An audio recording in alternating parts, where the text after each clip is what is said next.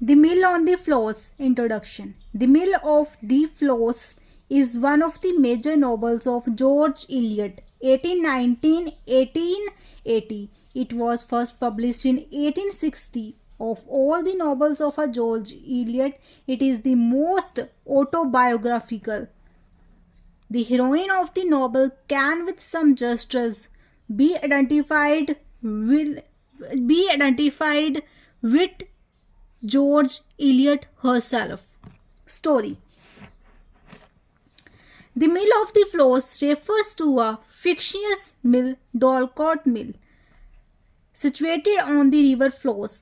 The owner of the mill is Mr. Tulliver, who is simple but proud and obstinate.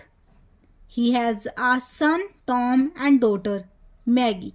The brother and sister have altogether opposite tempers. Tom is narrow-minded, self-righteous, and overbearing, particularly towards Maggie. Maggie is a girl of refined sensibility, in love with art and poetry. In fact, it is a clash of these tempers which leads to unhappiness and ultimate tragedy. Maggie always finds herself to be out of tone with her family and her environment, and its consciousness makes her all the more miserable. She feels attracted towards Philip Bacon, a deformed young man who shares her temper and interests. But Philip Bacon's father is hated by her elder Mr. Tulliver, and his hatred is intensified when he becomes bankrupt in the event of some litigation in which this gentleman appears as a lawyer on the opposite side. Tulliver's bankruptcy hastens his death. Tom discovers Maggie's attachment to Philip Bacon and tries to dissuade her from her course. Maggie acquiesces in the authority of her brother. Nevertheless, the hearts of the brother and the sisters are separate from good.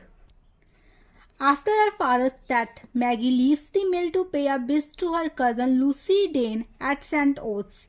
Lucy is going to marry a very fashionable, cultured, handsome and young man, Stephen Guest. In spite of all her principles and her consciousness and her attachment to Philip, Maggie falls a victim to the charms of Stephen. In the course of her boating expedition, she finds herself in a very compromising situation with him. When Tom comes to know about all this, he turns her out of the house, and even at St. Oaths, she suffers social boycott of her grave misdemeanor. This sensitive girl suffers acute mental anguish at being rejected by everybody except Philip and Lucy. But the whole thing comes to an unexpected finish when a girl storm envelops the town, floods the mill.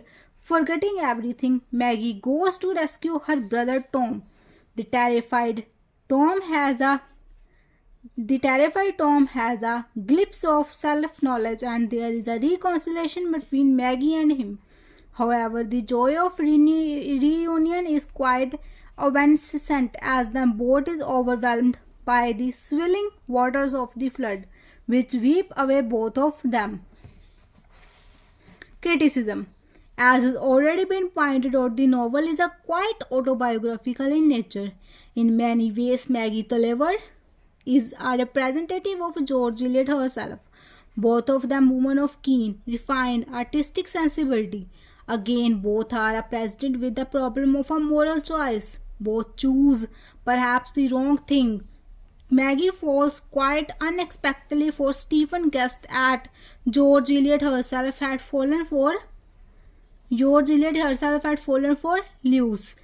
George Eliot lived with the Leaves as his wife, without marrying even when Leaves' wife was alive. This considerably scandalized the touchy Victorians, and George Eliot, a sensitive woman, suffered a lot of mental agony.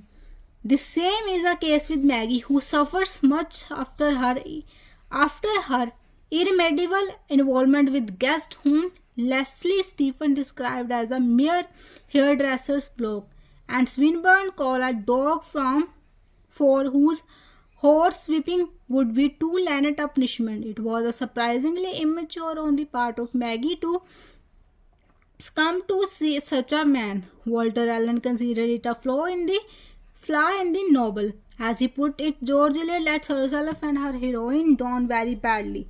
She spoils her novel. Another very obvious flaw of the novel is an unconvincing melodramatic ending, which has nothing to do with the implication of Maggie's moral choice or its consequences, direct or indirect. Nevertheless, The Floss is a great novel. The Mill on the Floss is a great novel. Its greatness is mainly due to the intimate and sensitive study of the delicate psyche of Maggie Tulliver, who can identify with George Eliot herself. Thus, the novel is, in the words of a linear Stevenson, a truthful unveiling of the author's inmost feelings. But finding too much of herself in Maggie, George Eliot grows somewhat uncritical of her.